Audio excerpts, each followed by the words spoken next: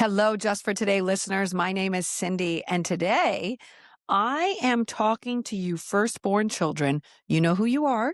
You were the firstborn in your family, which means from the time that you came out of your mother, you were told that everything you did was amazing. Your first step, the first sound that came out of your mouth, the first drawing you did, the first Lego thing you built. There was no shortage of people around to tell you how great you are. And that's wonderful. And that's why most of the presidents of the United States are firstborn children, because boy, does that build up some confidence. But what it also does is make you much less likely to be willing to fail, because your models were adults versus younger siblings in the family modeled after their older siblings who they saw making mistakes all the time. So a younger sibling knows from a very young age that making mistakes is normal. And not only do they know this from being modeled by children rather than modeling their behavior after adults like a firstborn can do, the youngest child was also constantly reminded that they're not good enough. Their older siblings were quick to tell them, your painting isn't that good. And while you walked, you've fallen down 10 times. And your Play-Doh creation, well, it sucks. And while this causes other issues, it builds a lot of resiliency in children that had older siblings.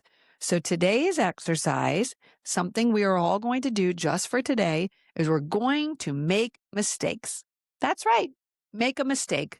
Just go off and make a mistake. Don't edit the text. Let it go off with all the spelling mistakes. Don't look at the recipe. How many times have you made pancakes in your life? You know, you could just eyeball it. You could just take the pancake mix and just eyeball it, just with the water, the egg. I don't know. Just wing it. See what happens. What are you doing? Did you know you could run a load in the dishwasher and not put any soap in it? And I bet you the hot water is going to be fine. It was good enough by the time you washed it and cleaned it and put it in the dishwasher was probably already good enough. How many laundry pods are you putting in the washing machine? Can you get by on one? Will you survive? Today, we're going to make some mistakes, okay?